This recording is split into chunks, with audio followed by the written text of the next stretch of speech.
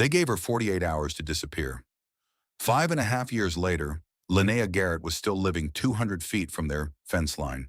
She raised chickens in the corner of her shelter. She grew vegetables in patches of soil she had carried down by hand. She burned fires every night, and the smoke rose through 15 feet of underground channels to emerge as morning mist through the roots of an 80-year-old oak tree. The Prescott family never knew. They walked their property lines. They checked their fences. They stood on the very rock that formed the roof of her home, and they looked down into the ravine, and they saw nothing but limestone and creek water and the natural rubble of a drainage cut they had ignored for 40 years.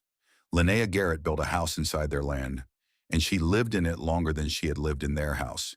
And she left when she chose to leave, and she took with her $525, which was more than 13 times what she had arrived with. This is the story of how she did it. This is the story of what it cost her. And this is the story of why, in the end, the greatest victory is sometimes the one that no one ever knows about. The Ozark Hills of Missouri in 1883 were not kind country, but they were honest country. The land did not pretend to be easy. The winters did not pretend to be mild. The soil did not pretend to give more than it could give. And the people who lived there learned very quickly that pretending was a luxury they could not afford. Linnea Garrett came to this country in the spring of that year. She was 25 years old. She had brown hair that she wore pinned back in the practical style of a woman who worked with her hands. She had gray eyes that noticed things other people did not notice. And she had a way of standing very still when she was thinking, like a person measuring something invisible. She had come from Cornwall, England. Her father, Roscoe Garrett, had been a stone mason there, a man who built walls that lasted centuries, and who taught his daughter everything he knew because he had no sons, and because she had asked to learn, and because Roscoe Garrett believed that knowledge belonged to whoever was willing to receive it. He died 2 years before her wedding, in the winter of 1881. A wall he was repairing collapsed without warning. They found him beneath the stones he had spent his life learning to shape, and Linnea's mother said it was fitting, in a terrible way, that the thing he loved had been the thing that took him. Linnea inherited his tools, a set of chisels, a mason's hammer, a leveling string, and most importantly, a leather journal filled with his notes on stone construction, written in his careful hand, illustrated with diagrams he had drawn by candlelight over 30 years of practice. She brought all of it to America. She brought it to Missouri. She brought it to the Prescott farm, where she married Thaddius Prescott in a ceremony attended by 14 people, none of whom were her family and all of whom were his. The Prescotts owned 60 acres of river-bottom farmland. They had owned it since before Missouri was a state. They believed in land the way other families believed in blood, which is to say absolutely and without negotiation. Ezra Prescott, Thaddeus's father, was 62 years old and walked his property lines every month because walking them reminded him that they were his, and being reminded that something was his was the closest thing to happiness that Ezra Prescott understood. Cordelia Prescott, his wife, was 58. She had given Ezra 2 sons, one of whom had died of fever at age 7, and Thaddius, who had survived. She had learned over 34 years of marriage that her role in the Prescott household was to agree with Ezra's decisions and to remain silent when she disagreed. And she had learned this lesson so completely that she sometimes forgot she had ever had opinions of her own. Thaddius was 28 when he married Linnea. He was not unkind. He was not romantic. He was a man who had been raised to believe that land mattered and lineage mattered and everything else was secondary, and he treated his marriage the way he treated his farming, which was with diligence and without passion. Linnea understood this when she married him. She thought the absence of passion could be compensated by stability. She thought that being useful would be the same as being valued. She was wrong about both of these things, but she needed 4 years to understand exactly where the error lay. On her wedding day, she gave Thaddeus's family her father's tools as a gesture of joining their household. Cordelia accepted the leather case containing the chisels and the hammer and the journal, and she held it the way a person holds something distasteful, with her arms extended and her face turned slightly away, and she carried it to the corner of the barn where no one would see it. Linnea noticed this. She noted it and said nothing, because she had not yet learned to trust her own instincts about the Prescott family, and because she still believed that proving herself useful would eventually earn her a place among them. The first year, she rebuilt the kitchen garden. It had been a patch of weeds and hard clay when she arrived. No one in the Prescott household had the patience for the slow work of soil improvement, but Linnea had watched her father build walls that would outlast generations, and she understood that anything worth having required time and attention and the willingness to work without immediate reward. She cleared the beds by hand. She composted through the winter, carrying kitchen scraps to the pile even when the snow was knee-deep and the wind cut through her coat like a blade. She mapped the sunlight across the plot through every season, noting which corners received morning light and which received afternoon light and which received no direct light at all. By the following summer, the garden was feeding the household and producing surplus for the root cellar. Ezra Prescott walked past one afternoon, stopped, looked at the rows of beans and tomatoes and squash, and said, "This one knows how to work." His voice carried the tone of a man inspecting a piece of equipment and finding it satisfactory. Linnea heard the distinction between praising the work and praising the worker. She stored this observation in the quiet places of her mind, where it waited alongside everything else she had learned about the Prescott family. The second year, she learned the land better than anyone else in the household. She knew where the soil changed from clay to loam at the 3-foot mark along the west field. She knew which spring ran cold in August when the others warmed. She knew the drainage patterns after heavy rain, the way water collected in the low corner of the east pasture and sat there for days if nobody cut a channel. Thaddius did not know these things. He did not walk the land the way Linnea walked it, which was slowly, with attention, the way her father had taught her to walk a job site before picking up a tool. But Thaddius noticed other things.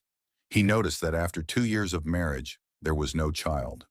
He discussed this with his father in the evenings on the porch, while Linnea washed dishes in the kitchen with the window open. She heard him say, "She knows the dirt, but she doesn't seem to know how to be a mother." She stood at the sink with a dish towel in her hand and did not move. The water in the basin went cold. She wrung out the towel, hung it on the hook, and went to bed. She did not mention what she had heard because there was nothing to mention. A thing overheard is not a conversation. It is information. And information was something Linnea had learned to store in the quiet places of her mind, where it waited until she needed it. The third year, she found Copper. He was a hunting dog, maybe 6 months old, with red-brown fur that would give him his name, and a torn ear that had been ripped by a larger dog and never healed properly. Someone had abandoned him on the road 3 miles from the farm, and Linnea found him on a morning walk, lying in the ditch, too weak to stand, but still lifting his head when she approached. She carried him home. She fed him. She cleaned the infected ear and wrapped it in cloth and sat with him through 2 nights of fever until his body decided to fight instead of surrender. Ezra said, "We don't need another mouth to feed." Linnea said, "He's my mouth to feed. I'll manage it." It was the first time she had contradicted Ezra Prescott in 3 years of marriage. He looked at her with an expression she had not seen before, something between surprise and reassessment, and then he walked away without responding. Copper survived. He grew strong. He followed Linnea everywhere she went, and she found that having something to talk to, even something that could not answer, made the silence of the Prescott household more bearable. She named him Copper because of his color, and because copper is what people throw away when they think it has no value. But copper, Linnea knew, could be shaped into something useful if you knew how to work with it. The fourth year brought the end of everything. In March of 1887, Thaddius left for Montana. A logging company was hiring men for spring and summer work, and the pay was better than anything the farm could offer. He would be gone 6 months, he said. He would send money home. He would return in the fall. Linnea watched him ride away on a Tuesday morning, and she felt something she did not expect. Not sadness, not loneliness. She felt the particular lightness of a house that has emptied of tension, and she hated the lightness because it meant she had already given up on her marriage without knowing when the giving up had happened. She continued the garden. She tended the chickens. She walked the 60 acres with Copper at her heels, learning every corner, every drainage ditch, every stand of oak and hickory, storing it all in the quiet places of her mind because Linnea Garrett never knew when stored information might become useful. The letter came in June. It arrived on a Wednesday, carried by a rider from town who had been paid to deliver it directly. Ezra opened it because mail addressed to the Prescott farm was Prescott mail, and Ezra was the head of the household. He read it. He looked at Linnea. He handed it to her without a word. Thaddius was dead. A tree had fallen the wrong direction during a cutting operation. He had not been able to move fast enough. The company sent their condolences. They sent the $12 in wages he had not yet collected. They sent his wedding ring, which Linnea held in her palm for a long time, feeling its weight, thinking about what it had meant and what it no longer meant. She did not cry in front of the Prescott family. She went to the barn, to the corner where Cordelia had placed her father's tools 4 years earlier. She sat on the floor with the leather case in her lap and copper pressed against her leg, and she cried for everything she had lost, which was not just Thaddius, but also the possibility that her marriage might have become something better, and the certainty that now it never would. That evening, she heard Ezra talking to Cordelia through the kitchen window. "No child," he said. "No husband. No reason to stay. This land needs heirs, not widows."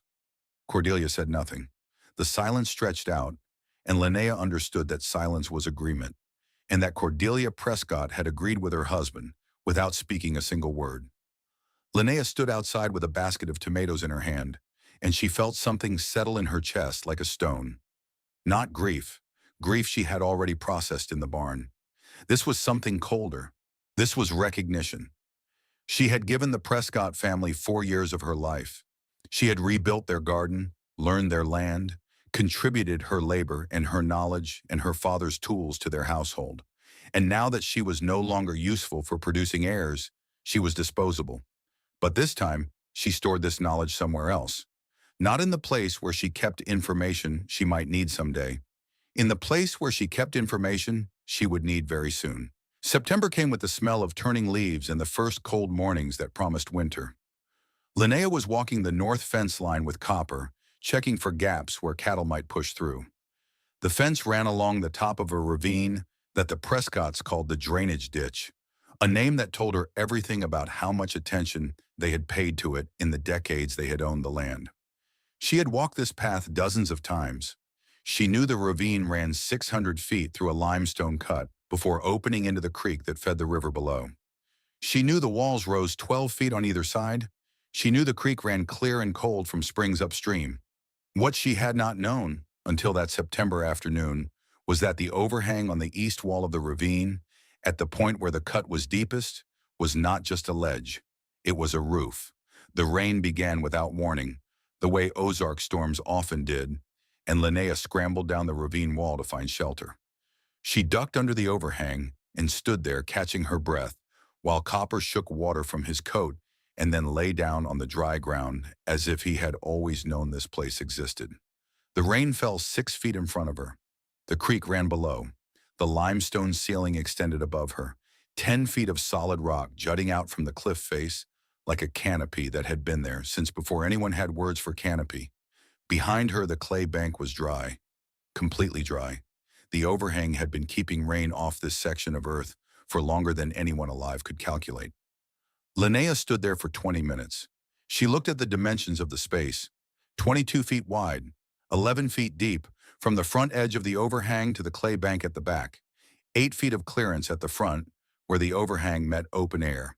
She pressed her hand against the clay wall. It was firm, dense, the kind of clay that could hold a shape if you carved into it carefully. She looked up at the limestone ceiling, solid, no cracks, no signs of instability.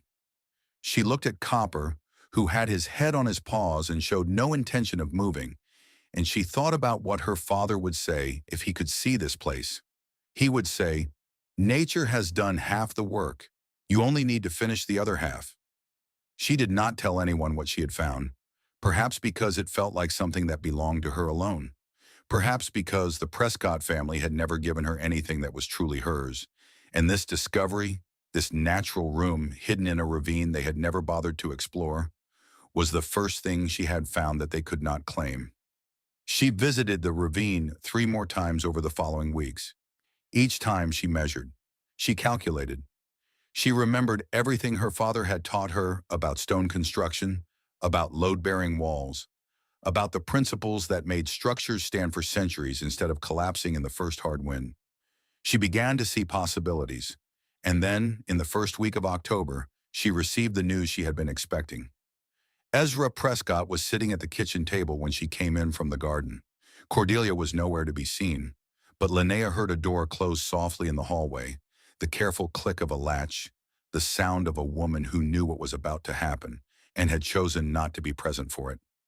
Ezra did not stand. He did not invite her to sit. He spoke as if he were reading from a ledger. "The marriage ended with Thaddius," he said. "You have 48 hours. I'm giving you the old mare and the kindness of the Prescott family." Linnea stood very still. She felt copper press against her leg, sensing the tension in the room. "What about the garden?" she asked. Ezra looked at her the way you look at someone who has asked an irrelevant question during an important conversation. "The garden is on Prescott land," he said. 4 years. 4 years of composting and clearing and planting and mapping sunlight.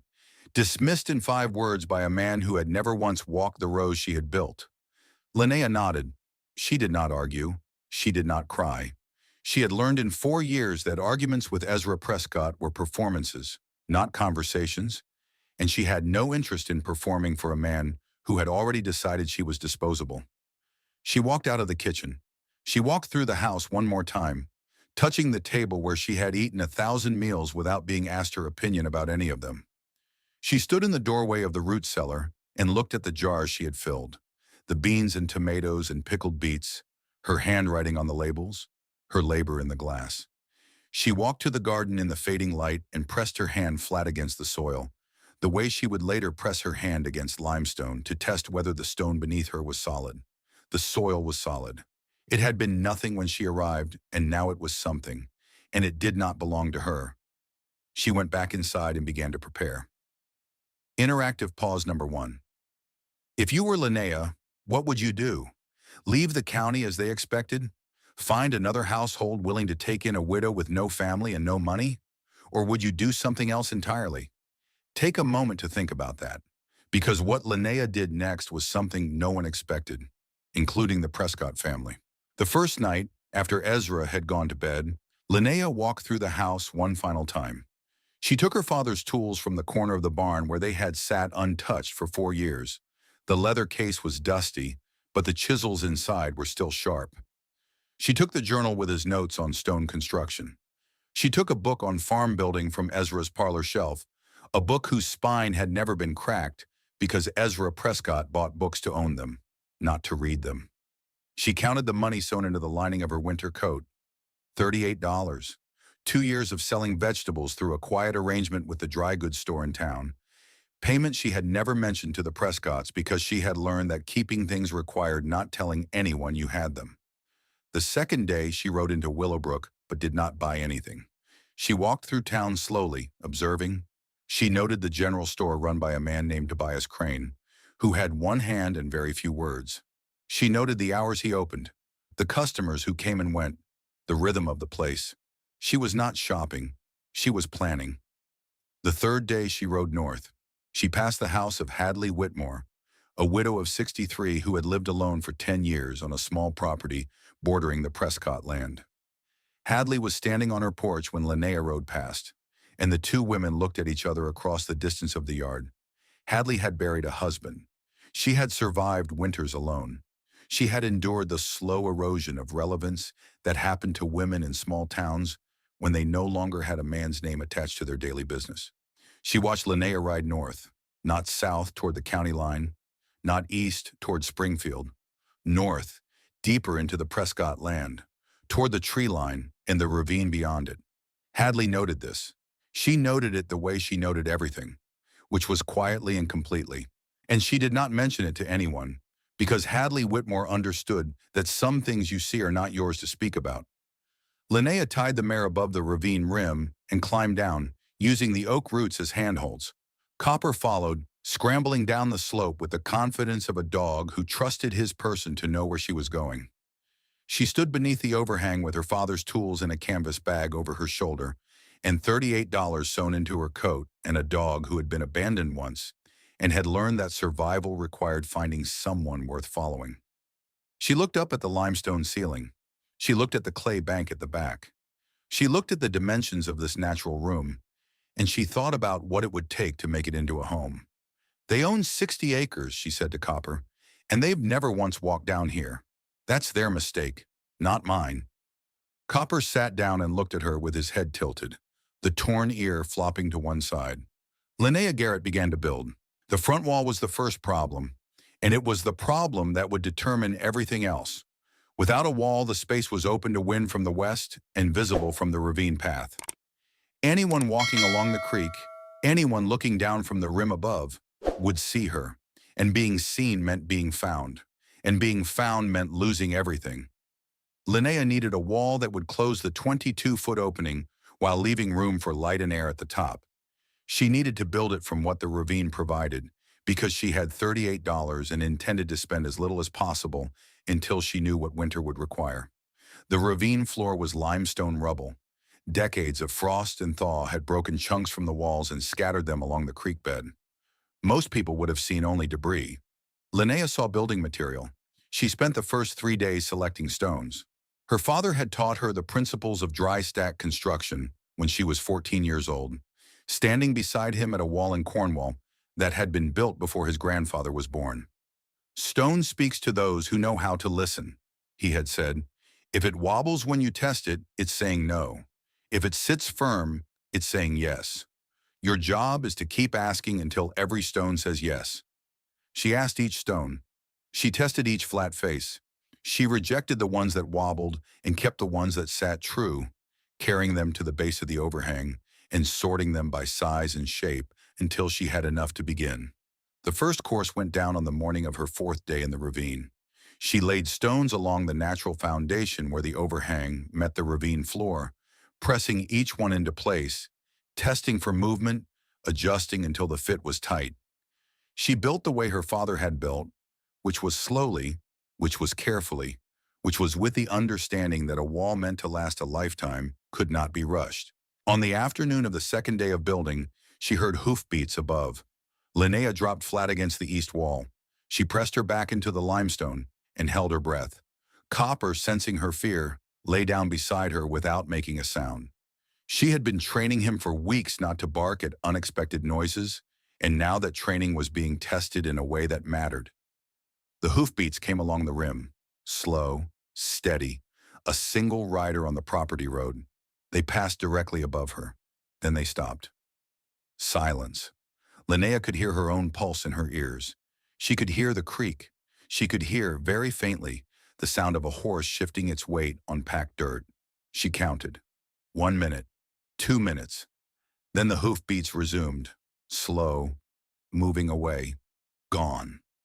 Linnea lay against the wall for 15 minutes after the sound disappeared. Her hands were shaking, and she did not try to stop them because she understood that what she was feeling was not fear, but education. Building a shelter in a ravine on someone else's land was one problem. Keeping that shelter invisible was a different problem entirely. And the second problem would govern every decision she made from this moment forward. She could build the most perfect room in the Ozark Hills, and it would mean nothing if someone riding the property road looked down at the wrong moment and saw fresh stonework where there should have been nothing but rubble and root. She waited until evening, when the light was failing and shadows filled the ravine, and then she went back to work. The wall rose across the 22-foot opening in 5 courses over the next 2 weeks. She fitted the stones so precisely that from a distance, from above, it looked like the natural limestone face of the ravine itself. She left the top 2 feet open, below the rock ceiling, for light and ventilation. She left a doorway space framed by 2 flat-faced stones set on end. The wall was 18 inches thick at the base, tapering to 14 at the top. 18 inches of stone, dry stacked, fitted by a woman who had tested every course for movement, does not shift. Her father's walls had stood for centuries. Hers would stand for as long as she needed it to stand. But the wall was only the beginning. The smoke problem came next, and it was the problem that required her to think like her father had thought, which was not about what she could see, but about what she could not see. If she built a fireplace, smoke would rise. Rising smoke would be visible. Visible smoke meant someone would eventually notice, and someone noticing meant everything she had built would be discovered. She needed fire. Winter in Missouri without fire meant death. But she needed fire that did not announce itself. She sat on the ravine floor for an entire afternoon, looking at the clay bank behind her shelter, thinking about a story her father had told her once. In Cornwall centuries ago, tin miners had built fires underground. They needed warmth in the tunnels during winter months, but they could not let smoke escape through the mine shafts because smoke attracted attention from people who wanted to steal their ore. So they learned to channel smoke horizontally, running it through passages carved in earth and stone until the smoke cooled and dispersed and emerged so faintly that it looked like nothing at all. Linnea began to dig.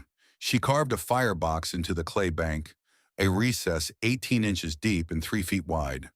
Then she carved a channel from the firebox, not going up but going back, horizontal into the dense clay behind her shelter. She dug for 15 feet. 15 feet of channel, running parallel to the ravine floor, carved with a hand shovel she had bought from the hardware store in Willowbrook.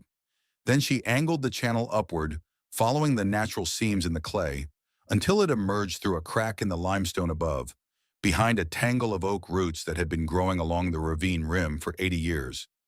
She tested it at dusk. She built a small fire in the firebox and climbed to the rim and watched the spot where the channel emerged. She saw nothing. No smoke, no visible plume. Just a faint haze that drifted through the oak roots and dissipated into the evening air, indistinguishable from the natural mist that rose from the creek every morning and every evening. She climbed back down and stood in front of her fire, feeling the heat against her face, and she thought about her father, who had died beneath a collapsed wall, but whose knowledge had not died with him. "Thank you," she said to no one who could hear her. Copper sat beside her, watching the flames. That night, Linnea slept behind her finished wall for the first time. She slept with no fire because she wanted to understand what the cold would feel like at its worst. She lay on the bare stone floor with her coat wrapped around her and Copper pressed against her side, and she felt the October chill seep into her bones hour by hour. It was cold. It was harder than anything she had done in the Prescott house. And for 10 minutes, in the darkest hour before dawn, she cried. She cried because she was 29 years old, lying in a ravine in the Ozark Hills. And the only things in the world that belonged to her were a set of stone chisels and a dog with a torn ear and $38 that would not last forever. She cried because Thaddius was dead, and she had not loved him the way a wife should love a husband, but she had been willing to try, and now she would never know if trying would have been enough. She cried because the limestone ceiling above her was solid and ancient and indifferent, and because indifference, when you are lying on cold stone with no fire, feels exactly like contempt. She cried for 10 minutes, then she stopped, not because she felt better, because 10 minutes was all she allowed herself. Do you know why Linnea cried for exactly 10 minutes and then stopped? Because she understood something that grief tries to make us forget. Emotions have no natural limit.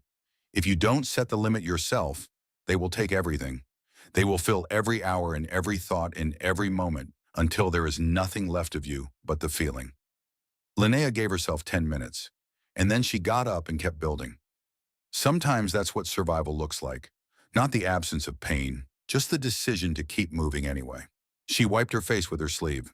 She sat up. She looked at Copper, who was watching her with the patient expression of a creature who did not understand human grief, but was willing to witness it anyway. "All right," she said. "That's done. Now we work." She spent the next week finishing the interior. She cut shelves into the clay bank at 3 different heights, carving them with the precision her father had taught her, testing each one for stability before moving to the next. She cut niches for lanterns.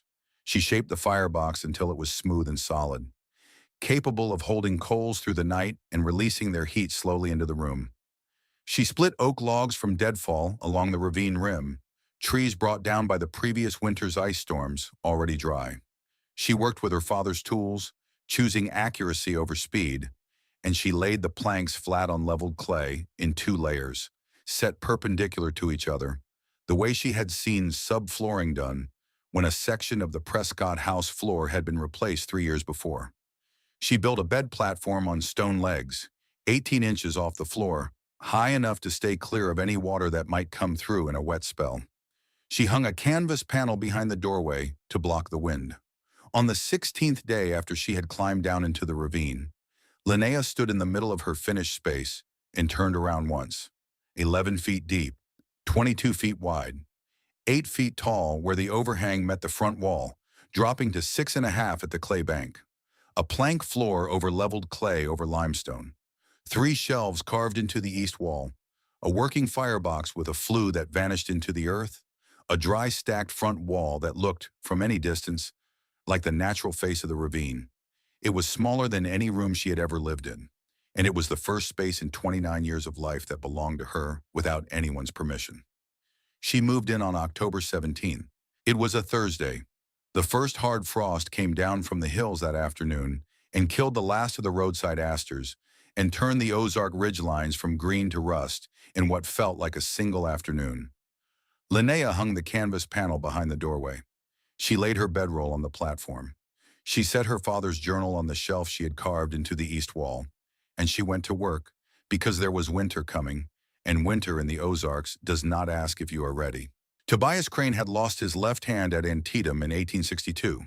He did not talk about it. He did not talk about much of anything. He ran the general store in Willowbrook with a mechanical efficiency that some people mistook for slowness and other people recognized as a complete absence of wasted motion. He was 55 years old. He had buried his first wife in 1869 and married Oralee 3 years later. The two of them lived behind the store in 3 rooms that Tobias kept as neat and spare as his sentences. People in Willowbrook who did not know him well thought he was simple. People who knew him better understood that Tobias Crane had learned something in the war that most people never learn. The vast majority of human speech is unnecessary, and the world becomes clearer when you stop adding to the noise. Linnea walked into the general store on a Tuesday morning in late October, 3 weeks after she had moved into the ravine. She stood at the counter. Tobias looked up from his ledger. She explained the arrangement in plain terms. She would bring vegetables and firewood to his counter. Customers would buy them. Payment would pass through his books. She would collect on Tuesdays, deliver on Fridays. He would not need to know where she lived, where she worked, or what names she had used before the one she was using now. Tobias looked at her for a long time. His eyes were gray, the color of weathered stone, and they did not blink. "What do you need from me besides the counter?" he asked. "Your silence," she said. "That I have plenty of." He did not ask another question. Not that day, not in 3 years. The arrangement began immediately, and it operated with the mechanical reliability of 2 people who understood each other's terms and saw no reason to renegotiate. There was a moment as Linnea turned to leave when Tobias spoke again. "I open at 7 on Tuesdays," he said, "but I don't finish my coffee until 8. So don't expect conversation." "So," Linnea felt something shift in her chest. A small thing, the beginning of a sound she had not made in months. She caught it before it reached her mouth, because she was not yet reacquainted with the sensation of almost laughing, and because the general store in Willowbrook was not the place to relearn it. She walked out into the October morning and rode north, back to the ravine, with 3 orders already waiting on the counter behind her. November came. The creek dropped and steadied. The ravine held its temperature in a way the open hillsides could not. The overhang blocked the north wind that came straight and hard off the ridge. The limestone walls stored what warmth the day provided and released it through the nights in a slow, even radiation that Linnea could feel against her skin when she pressed her palm to the stone at midnight. She was not warm the way a heated house is warm. She was warm the way a thing is warm when it has been designed to conserve what it has, rather than generate what it lacks. This was a distinction she would not have understood a year earlier. She understood it now because she was living inside it. She bought 4 hens from a farm 20 miles east, paying cash and giving no name. She built a small coop in the corner of her shelter, lined it with straw, and listened to the soft sounds of the chickens settling in for the night. And she thought about how strange it was that something as simple as the presence of other living things could make a stone room feel less like a hiding place and more like a home. She added 2 rabbits in December, protein, fur for warmth, and the quiet company of creatures who did not need her to explain herself. Copper watched the chickens with the interest of a dog who understood that these were pack members, not prey. He slept at the foot of her bed and growled softly when he heard sounds from outside, and Linnea had trained him so well that the growl never became a bark, and the sounds always passed without incident. The rain came in the third week of December. Not a storm, a siege. 7 days of continuous water falling from a sky that looked like wet cement. The kind of rain that does not pause or vary, but simply continues at the same gray intensity until you begin to wonder whether it has always been raining and you simply failed to notice. The creek rose. Linnea watched it from her bed platform on the first night. The water had been 4 feet wide and 6 inches deep at the center for 2 months. By the second day of rain, it was 8 feet wide and climbing the banks. By the third day, it had crossed the ravine floor and was lapping at the base of her front wall. She moved the chickens to the highest shelf. She sat on the platform with her feet drawn up and copper pressed against her side and watched the black water creep across the planks she had spent 4 days splitting and fitting and smoothing. If it rose another 12 inches, the floor would lift. Oak planks on clay would float when the water reached a certain depth, and once they floated, they traveled. And once they traveled, they were gone. And 2 weeks of the most careful work she had ever done would be in the creek and then in the river, and then nowhere. The water reached the edge of the platform. Linnea could feel the cold of it through the oak. She could hear the creek running fast and heavy outside, a sound that had been a murmur for 2 months and was now a roar. The sound of a thing that had been gentle discovering that it did not have to be. She did not sleep. She sat on the platform through the night with her knees drawn up and her back against the clay wall and counted the inches. 1 inch below the platform, holding, half an inch, holding, the water touching the underside of the planks, holding. And then somewhere around 4 in the morning, the rain stopped. The silence was so sudden it felt like a sound of its own. Linnea sat very still, listening to the creek begin its slow retreat, and she understood something she could not have learned any other way. The ravine was not hers. She lived in it. She had built in it. She had shaped it to her purposes. But it belonged to the water and the stone and the 60 million years of geology that had carved it. And it would remind her of this whenever it chose, and she would either adapt or leave. There was no third option. The next morning before the sun was fully up, she began digging a drainage channel along the base of the front wall. She lined it with limestone rubble and angled it to carry water around the space instead of through it. It took 4 days. She did not rest until it was done. The spring of 1888 brought warmth back to the ravine, and with the warmth came danger. Ezra Prescott came to check the north fence on a morning in April. He rode the property line the way he always rode it, slowly, methodically, the way a man counts something he owns to remind himself that he owns it. Linnea heard the hoofbeats before she saw anything. She had been outside, checking the mint she had planted by the creek, when the sound reached her. She moved without thinking, pressing herself against the ravine wall, sliding into the shadow beneath the overhang, gesturing for Copper to lie flat beside her. The hoofbeats stopped directly above. She looked up through the tangle of oak roots and saw Ezra Prescott's horse standing at the rim of the ravine. She could see the underside of its belly, the mud caked on its hooves, the slow swish of its tail. She could hear Ezra breathing, the labored breath of a man in his 60s who had climbed a slope he should not have climbed. She pressed her back against the limestone and counted. 1 minute, 2 minutes. She could see him now, through a gap in the roots.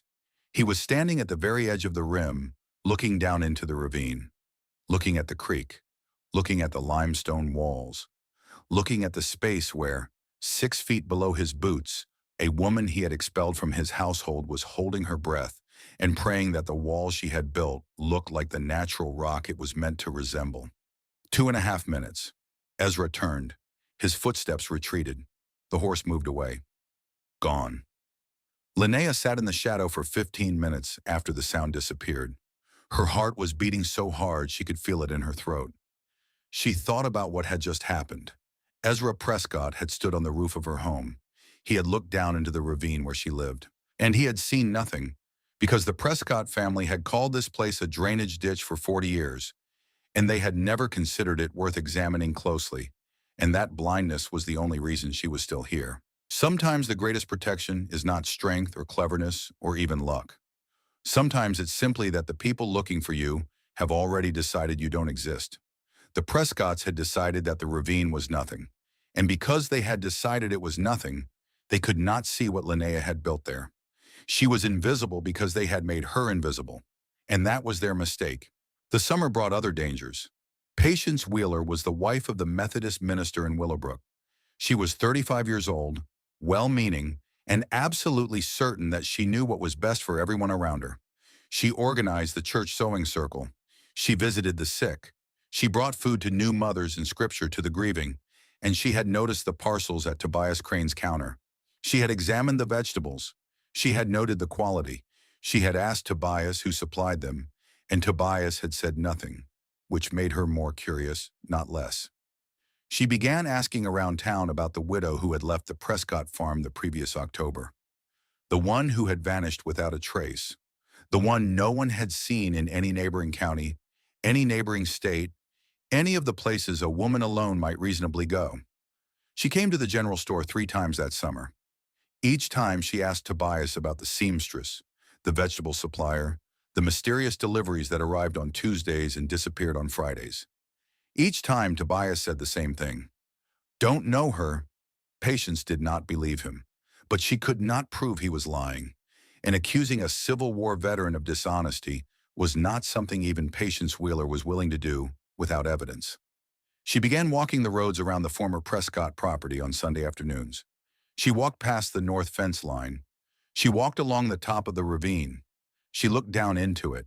What Patience saw was exactly what Linnea had designed her to see. Nothing worth investigating. The wall had aged into its surroundings like a scar fading into skin. Patience went home unsatisfied. She would try again, but she would never find what she was looking for, because what she was looking for did not match what she expected to find, and people who are certain they know what they're looking for rarely see anything else. In August, Boone Taggart came looking. He was 24 years old, the son of the man who owned the sawmill, and he had too much money and too little purpose, and too many friends who encouraged his worst impulses. He made a bet in the saloon one Saturday night. $5 said he could find the widow who had vanished from the Prescott place. $5 said she was dead somewhere in the woods, or living in a cave like an animal, or hiding in some hole that nobody had thought to check. He rode the north fence line the next day, hungover and irritable and determined to find something worth bragging about. He stood on the rim of the ravine and looked down. He saw what every Prescott had seen for 40 years, a drainage ditch, a waste of space, a place where nothing of value could possibly exist. His eyes passed over the wall the way eyes pass over furniture in a familiar room. Just rocks and creek, he told his friends that night. She probably died months ago. Coyotes got her. He paid his $5 and ordered another drink and never thought about Linnea Garrett again. In September, Tobias Crane left something on the counter for her. It was a small package wrapped in brown paper, sitting beside her payment. Linnea looked at it. Tobias looked at his ledger. She unwrapped it. Inside was a packet of seeds, vegetables, winter varieties that would grow in the cold months if planted correctly. She looked at Tobias. "You're paying me back," he said without looking up, "for the flour sack you mended last month." Linnea did not remember mending any flour sack. She suspected Tobias had invented the debt on the spot, the way a man invents a reason to do something kind when kindness without reason makes him uncomfortable. She took the seeds because they were the right seeds, and because this was how Tobias Crane said, "I am paying attention to you," without having to say, "I am paying attention to you." She rode back to the ravine with the seeds in her coat pocket and a feeling in her chest that took her until evening to identify. It was the feeling of being known, not fully, not deeply, but enough. Someone had noticed the details of her work, and in noticing the details of her work, had noticed her, and had done so without asking anything in return. She had not been known even in this small way since before the Prescott house. The same month, someone else noticed her. Maeve Holloway was 17 years old, the daughter of the blacksmith, and she worked at Tobias Crane's store every Saturday morning. She stocked shelves. She swept floors. She watched everything that happened with the careful attention of a young woman who knew she would need to survive in a world that did not particularly want her to. She noticed the pattern. Goods arrived on Tuesday. They disappeared on Friday. No one ever saw who delivered them. One Tuesday she arrived early. She hid behind the woodpile across the street and watched. She saw a woman ride up from the north. Brown hair, gray eyes, a red-brown dog walking beside the horse.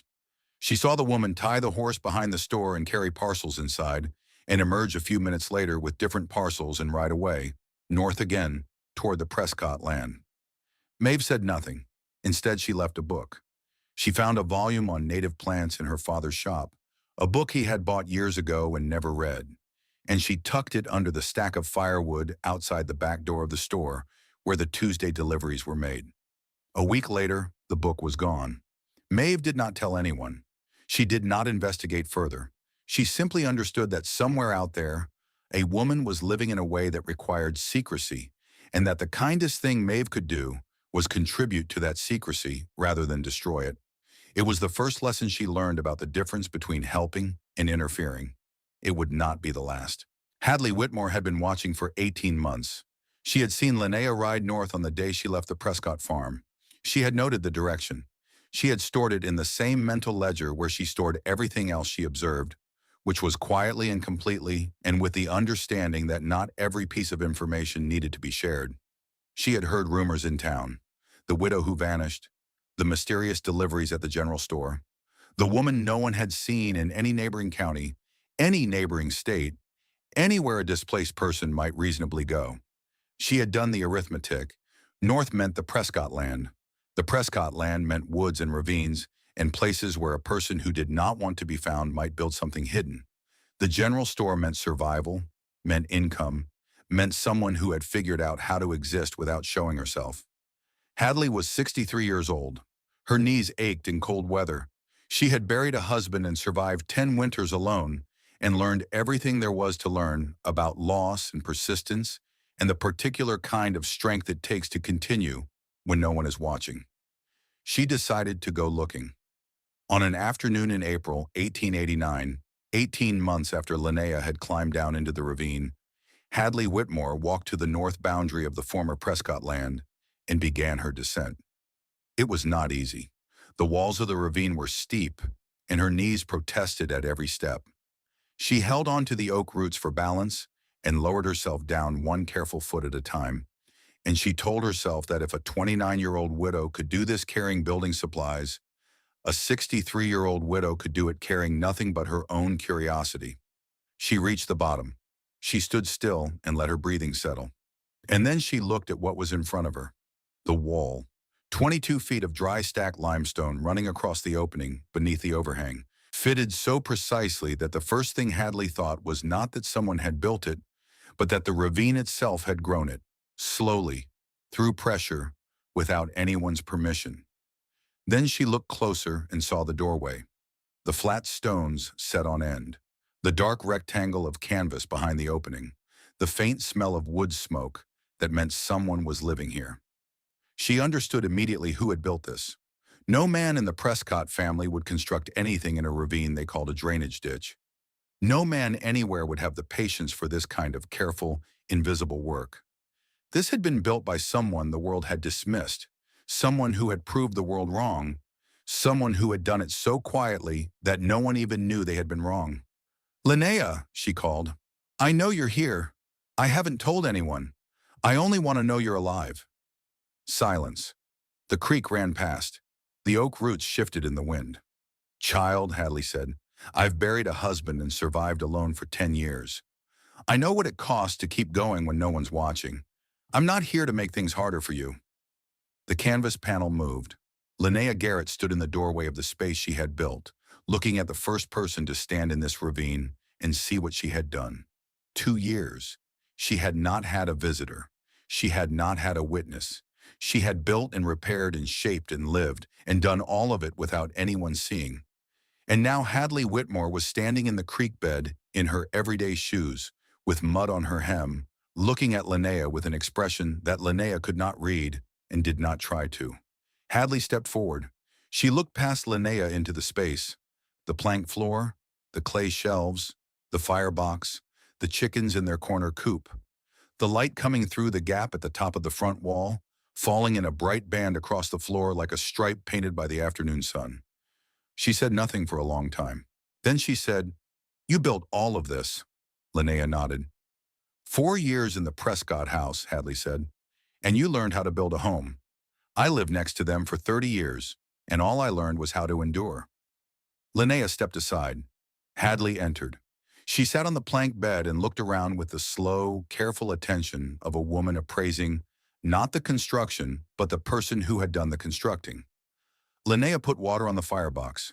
She made tea from mint she had dried the previous autumn, mint she had planted by the creek for no practical reason, and she poured it into 2 tin cups and handed one to Hadley and sat beside her on the platform. They drank in silence. The creek outside, the wind in the oak roots, the limestone ceiling above them, solid and indifferent and older than anything either of them could name. Hadley said, "How long do you intend to stay?" Linnea said, "Until I'm finished." Finished with what? Linnea thought about this. She thought about it honestly, which meant she thought about it for a while, because honest answers to important questions are rarely fast. "I don't know yet," she said, "but I'll know when it's time." Hadley nodded. She set down her cup. She stood and her knees registered their complaint, and she overruled them again. She walked to the doorway and turned back. "I won't come back unless you ask me to," she said. "But if you need anything, you know where my house is." She climbed out of the ravine slowly and with effort, and she did not look back. She kept Linnea's secret for the rest of her life. That spring, Linnea did something that served no practical purpose. She knelt by the edge of the creek near the entrance to her shelter and planted wild mint. She had found it growing along the bank upstream, and she transplanted 3 clumps into the damp soil beside her door, spacing them evenly, pressing the roots into the mud with her fingers. Mint does not feed you. Mint does not keep you warm. Mint does not contribute to the structural integrity of a limestone shelter in a ravine on someone else's land. But Linnea wanted to smell it in the morning when she stepped outside, and wanting something for no reason other than wanting was a thing she had not allowed herself in so long that the act of kneeling in the mud felt almost reckless. This was the moment she shifted from surviving to living. The difference was small. It was the size of 3 mint plants, but it changed the nature of everything that followed, because a person who is only surviving is always ready to leave, and a person who is living plants things. Tobias Crane died on a Wednesday morning in March 1891. He was behind the counter of his store, ledger open, pencil still in his hand. Orly found him when she came through from the back rooms with a second cup of coffee, which he had not asked for, but which she brought every morning at 9:15, because that was the rhythm of their life together. He was sitting on his stool with his back straight and his chin dropped slightly forward. For a moment, she thought he had fallen asleep. It would have been the first time in 20 years that Tobias Crane had done anything as indulgent as fall asleep during business hours. He had not fallen asleep. The town buried him on Friday. Orly stood at the graveside in a black dress she had sewn herself. The minister said the things ministers say. The mourners said the things mourners say. And then everyone went home, because Tobias Crane had been a quiet man in life, and his death was a quiet event, and the space he left behind was the exact shape of his silence. Orally, sorting through his papers in the days that followed, found a note in his handwriting. It was tucked into the back of the ledger, behind the last page of entries, folded once. The handwriting was small and precise, the penmanship of a man who treated words on paper with the same economy he applied to words spoken aloud. It said, "North Ravine, Prescott Land, do not disturb." Orly read it twice. She did not understand it. She put it in the stove, where it caught and curled and was ash in less than 3 seconds. She did not know what the note meant, but she knew that her husband had written it for a reason, and that the reason was not her business, and that honoring his memory meant honoring his silences as well as his words. Linnea learned that Tobias was dead from a scrap of newspaper. It came to her the way many things came to her in the ravine, by accident and by wind. A page from the Willowbrook Gazette, torn and damp, blown from the road above, and caught in the oak roots along the east wall. She pulled it free on a morning in early April while checking the roots for winter damage. She read the obituary standing in the ravine, with her back against the limestone, and the spring light coming in pale and thin through the bare branches above. Tobias Crane, age 55, survived by his wife Orly, Service held Friday at the Methodist Church. Linnea sat down on the platform. She held the scrap of newspaper in both hands and stayed there for a long time. She did not cry. She had allocated her tears to one night on cold stone 3.5 years earlier, and she did not intend to reopen the account. But she sat with a stillness that was different from her usual stillness, which was the stillness of a person listening for danger. This was the stillness of a person absorbing a loss she had not prepared for, because she had not understood until the loss arrived that there was something to lose. Tobias Crane had been the only person on earth who knew where she was, and he had held that knowledge for 3 years without once asking what she was doing with her life or why she was living it the way she was living it. He had kept her secret not as a secret, but as a fact that was none of his business.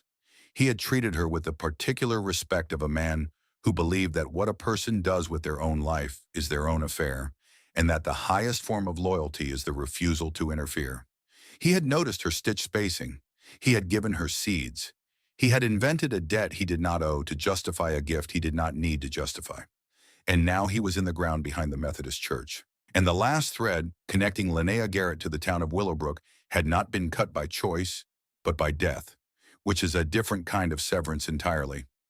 She sat on the platform until the light in the ravine shifted from morning to afternoon. Then she stood up. She folded the newspaper scrap. She placed it on the shelf beside her father's journal, where it would remain for the rest of her time in the ravine. The only piece of paper in her home that was not a work order or an account entry. Orly Crane took over the store. She did not ask questions about the Tuesday deliveries or the Friday pickups. She did not search for the woman her husband had protected. She simply continued the arrangement, because continuing things her husband had started was the only form of mourning she knew how to practice. Goods arrived on Tuesday. Payment was ready on Friday. Linnea never saw Orly, but she understood what Orly was doing and why. Tobias Crane had chosen well when he chose a wife. He had chosen someone who understood that loyalty continues after death, and that some debts are paid by silence. In September 1891, Ezra Prescott sold the land. A grain merchant from St. Louis named Hendricks bought 60 acres of river bottom farmland and 3 other properties in the area. He had no particular interest in the north edge of the land, no interest in the ravine that ran along the northern boundary, no interest in anything except the fertility of the soil and the proximity to the railroad.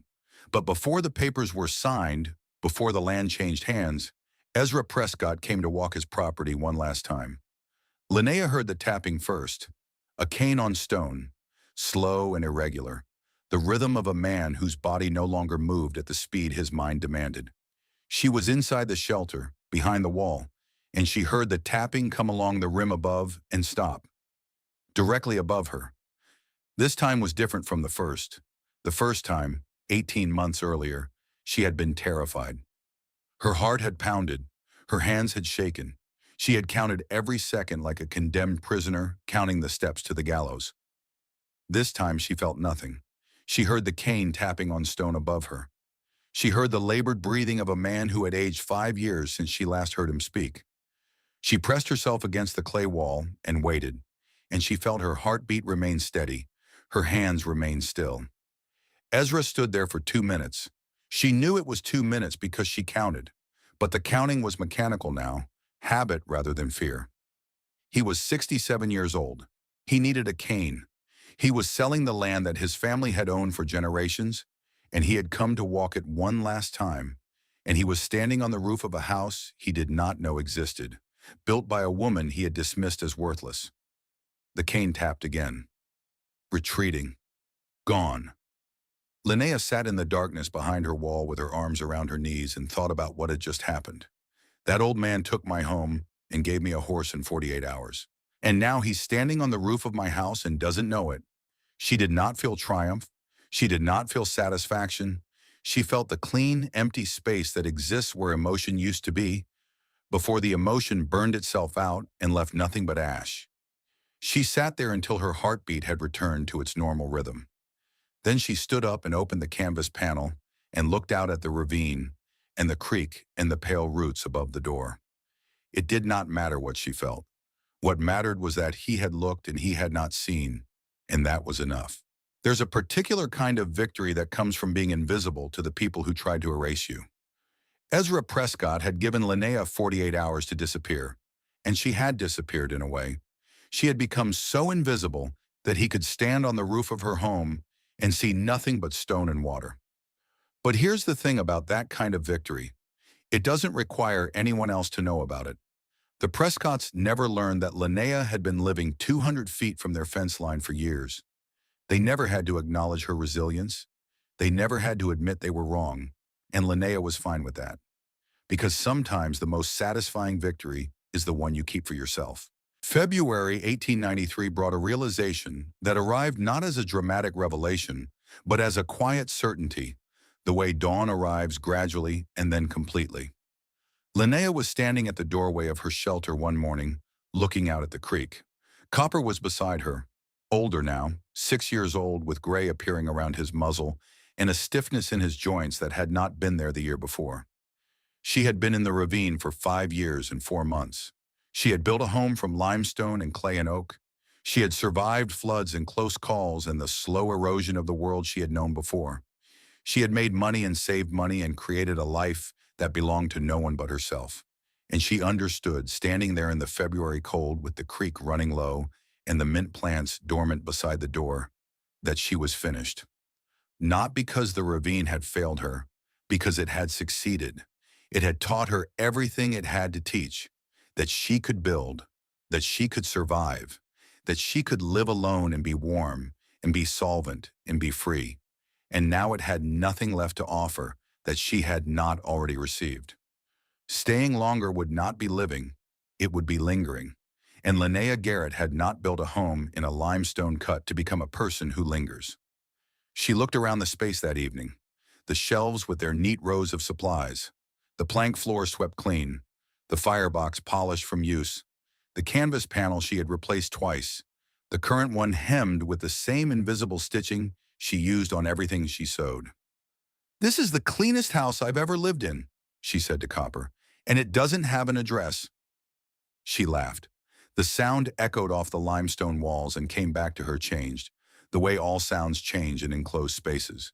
She did not suppress it the way she had suppressed it in Tobias Crane's store 4 years earlier. She let it fill the room, because she had earned the right to laugh in her own home, and because there was no one to hear it, and because a woman who has built what she had built should not have to explain to anyone why she is laughing. March came. Linnea packed her things, which did not take long, because she had never accumulated more than she could carry. Her father's tools went into the leather case. The journal went into her saddlebag. $525 went into the lining of a coat she had sewn herself, a coat made from canvas and lined with wool she had traded for, in a deal so quiet that the other party had never learned her name. $525. She had arrived with 38. She was leaving with more than 13 times what she had started with. She left the plank floor. She left the clay shelves. She left the firebox and the grate and the 15-foot channel that carried smoke into the earth. She left the limestone front wall, which had not shifted a quarter inch in 5 years of frost and thaw and rain, and the slow, patient pressure of gravity. She released the chickens. They would find their own way, or they would not. She stood at the doorway one last time. The creek was running low and clear in its March channel. The mint beside the entrance had survived its 4th winter and was already showing green at the base, new growth pushing up through the dead stalks of the previous year. She had planted it for no reason, and it had thrived for no reason, and it would go on thriving after she left, because mint does not require anyone's attention to continue being what it is. She found this comforting in a way she did not try to analyze. Some things do not need to be understood. They only need to be noticed. She climbed the ravine path for the last time. Copper followed, slower than he had been 5 years ago, but still following. She loaded the saddlebags. She mounted the mare, which was older now too, gray around the muzzle like copper, but still sound. She rode south. Before she left the county, she stopped at Hadley Whitmore's house. It was early morning, frost on the grass, the kind of March morning where the air is cold, but the sun has a warmth to it that was not there in February, a warmth that promises something without specifying what. She tied the mare at the gate and walked to the porch and knocked. Hadley opened the door. She was wearing a house dress and her hair was down, and she looked at Linnea with the same direct, unapologetic gaze she had turned on her 4 years earlier in the ravine. "I'm leaving," Linnea said. Hadley looked at her. She did not ask where. She did not ask when she would be back. She did not ask any of the questions people ask when someone they care about announces a departure. Because Hadley understood that some departures are not invitations for conversation, but statements of fact. And the appropriate response to a statement of fact is acknowledgement. "Are you finished?" she asked. Linnea considered this. She considered it the way she had considered Hadley's question in the ravine 4 years earlier. Honestly, without rushing. "I'm finished," she said. Hadley nodded. Then she said, "The kitchen garden at the Prescott place, the new people never replanted it. It died the first winter after you left." Linnea did not speak. The two women stood there on the porch with the frost melting on the grass and the sun coming through the bare trees and the smell of wood smoke from Hadley's chimney drifting between them. Hadley had told her this not to wound and not to console, but to complete something, to close a circle that had been open since the day Ezra Prescott said, "The garden is on Prescott land," in a voice that carried no more emotion than a man reading a property deed. The garden was on Prescott land, and the garden had died without Linnea, and the land that the Prescotts had valued above the woman who tended it had reverted to what land becomes when no one pays attention to it: weeds and hard clay and nothing worth having. Linnea turned toward the road. Then she stopped. Maeve Holloway was standing at the corner, near the fence line, as if she had been waiting. 17 when she had left the book. 20 now, working at the general store full-time since Tobias died. "The book about plants," Linnea said. "Thank you."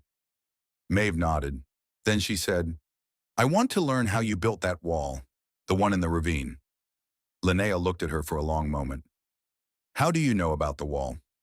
"I figured it out 2 years ago. I never told anyone." Linnea thought about this, about knowledge passed from person to person, generation to generation, about her father teaching her in Cornwall, about the walls he built that would outlast everyone who remembered his name. "There's a book," she said. "My father's journal, his notes on stone construction. I left it at the general store last week. Oralee has it. She'll give it to you if you ask." Maeve's eyes widened. "Learn from the book first," Linnea said. "Then practice. Then teach someone else. That's how knowledge stays alive." She turned the mare south. She did not look back at Hadley's house. She did not ride past the Prescott property for a final look. She did not return to the ravine one last time for the sentimental gesture that stories like this are supposed to include. She had lived in that ravine for 5 years and 5 months. She had said goodbye to it the way she had built it, quietly and without an audience. The goodbye was already finished. In May of 1893, a property manager named Brennan walked the north edge of the Hendricks land, checking fence posts and drainage, the kind of work that required boots and a notebook and very little thought. When he reached the ravine on the north boundary, he stopped. There was a section of limestone running along the east wall of the cut, about 22 feet across. The stones were fitted tight, each one chosen for its flat faces and seated against the next with a precision that did not belong to nature. Brennan stood there for a while. He looked at the wall. He looked at the overhang above it. He looked at the doorway space framed by 2 flat stones set on end. He wrote in his notebook, "Old livestock shelter. Condition stable. No action required." The note remained in his records, unvisited and unexplained, for 15 years. No one ever connected it to the widow who had vanished from the Prescott farm 6 years earlier. No one ever understood that the livestock shelter had been a home, that a woman had lived there for more than 5 years, that she had built the walls herself with skills passed down from her father, that she had survived floods and close calls and the slow, patient work of creating something from nothing. The ravine kept its secret. In 1923, a geologist from the University of Missouri came to survey the Ozark limestone formations. He was mapping the geology of the region, documenting the natural features of ravines and caves and creek beds. He found the wall in the Black Rock Ravine. He examined the stonework with growing surprise. The construction was dry stack, a technique he recognized from European traditions, specifically from Cornwall, where stonemasons had built walls that lasted centuries using nothing but carefully chosen stones and the force of gravity. He wrote in his report, "This structure demonstrates traditional European stone construction, likely executed by an immigrant craftsman in the late 19th century. The workmanship is exceptional. The wall remains structurally sound after an estimated 35 years of exposure." He did not know that the craftsman was a woman. He did not know that she had learned the technique from her father, who had died beneath a collapsed wall in Cornwall in 1881. He did not know that she had built it in 16 days, alone, while hiding from a family that had expelled her from their household and a community that was searching for her. He knew only that the wall was still standing, and that someone long ago had known how to build. Linnea Garrett reached Springfield in April 1893. Her sister Constance had married a clockmaker named Boyd, and the two of them lived in a house on a street with other houses, in a town where people knew each other's names and business. Linnea rented a room above a bakery. She opened a small seamstress shop. She measured 3 times before cutting once, the way her father had measured boards, the way she had measured stones. Copper died in 1896, 9 years old, in his sleep. She buried him under an oak tree in the yard behind her shop. She carved a marker herself, using skills she had learned from watching her father work stone. The marker said, "Copper, a friend who knew how to be silent." She lived in Springfield for 38 more years. She never married again. She never had children. She never told anyone about the ravine, about the wall, about the 5 years and 5 months she had spent living 200 feet from the fence line of the family that had expelled her. Some things do not need to be told. Some victories are complete in themselves. Hadley Whitmore died in February 1901, at the age of 75, alone on her property, on a morning when the mist was rising from the creek the way it rose every February morning. In her belongings, there was no mention of Linnea, no reference to the ravine, no record of the afternoon she had climbed down the limestone cut and sat on a plank platform and drunk mint tea with a woman who had built a house inside a cliff. Hadley understood that some secrets belonged to the person who made them. She kept this one even after there was no one left who needed her to keep it. Maeve Holloway learned stone construction from the journal Linnea left behind. She practiced for years. She made mistakes. She learned from the mistakes. In 1905, she built a stone wall around the cemetery in Willowbrook. It took her 3 months. She chose every stone herself. She tested every course for stability. The wall is still standing. People walk past it every day without knowing who built it, or where she learned the technique, or that the knowledge came from a woman who had built a home in a ravine because she had no other choice. Knowledge moves through time, like water through limestone. It finds its own channels. It emerges in unexpected places. And sometimes the people who receive it never know the name of the person who gave it to them. Linnea Garrett died in 1931, at the age of 73. She died in her bed, in the room above the bakery in Springfield, with the spring light coming through the window and the smell of bread rising from below. She had lived a quiet life, a good life, a life she had built with her own hands, literally and figuratively. In her belongings, they found a leather case containing stone chisels and a mason's hammer. They found a journal filled with notes on construction, written in a man's careful hand. They found a folded scrap of newspaper from 1891, an obituary for someone named Tobias Crane. They did not find any explanation for these things. They did not find any record of the 5 years she had spent in a ravine in Missouri, building a home from limestone and clay in Will. That story she had kept for herself. The ravine is still there. The overhang is still there. The limestone is still limestone. The creek still runs cold from the springs upstream. The oak roots still thread down through the east wall, pale, thick ropes that catch the light in the afternoon. If you walk down the ravine path today, past the old fence line, past the place where the cut deepens and the walls rise and the creek narrows, you will find on the east side beneath the overhang a section of fitted stone that does not quite match the surrounding rock.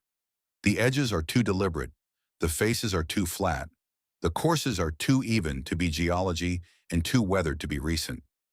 Behind the stone, if you know what you're looking for, you can still see the outline of shelves cut into the clay bank, softened by 100 years of moisture, but still there. Still holding the shape a woman gave them with a chisel on an October afternoon when she was 29 years old and had nothing but a dog and a set of tools, and the stubborn, unreasonable conviction that she deserved a place to stand. Nobody goes there. Nobody looks. Because Linnea Garrett did not disappear. She simply did not appear. And there is a difference. They gave her 48 hours and a horse and thought that was the end. She lived 200 feet from their fence line for 5.5 years. Warmer, richer, freer. And when she left, it was because she chose to leave, not because anyone told her to go. The Prescott family never knew. They didn't deserve to know. Sometimes the greatest victory is the one that no one ever sees. The wall you build when everyone thinks you vanished. The life you create when everyone thinks you failed. The success you achieve without needing anyone's applause. Linnea Garrett understood this. She built her house in silence. She lived in it in silence. She left it in silence. And she carried the story with her for the rest of her life. Not because she was ashamed of it, but because some things are too precious to share. Some victories belong only to the person who won them. And that is enough. That is more than enough.